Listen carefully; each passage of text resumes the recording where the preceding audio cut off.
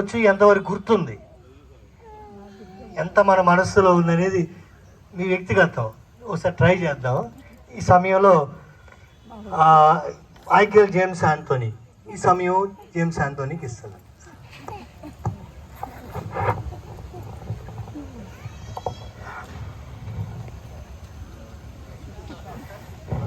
The Lord is my shepherd, I shall not be in want. He makes me lie down green pastures, He restores my soul.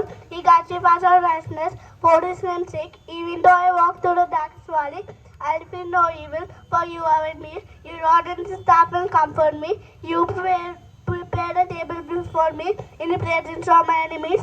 You anoint my head with oil, my cup overflows.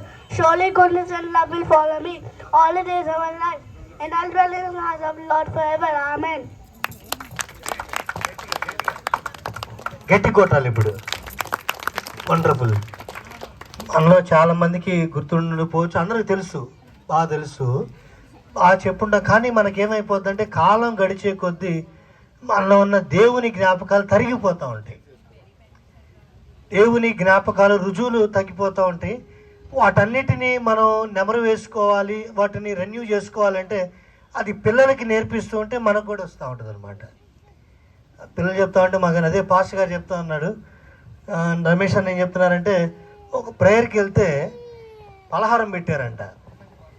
10 మంది pastor గారిని కూర్చోబెట్టి 119వ కీర్తన చూడకుండా చదువుతామంటే pastor గారికి నోట్లోకి వెళ్ళలేదంట పలహారం.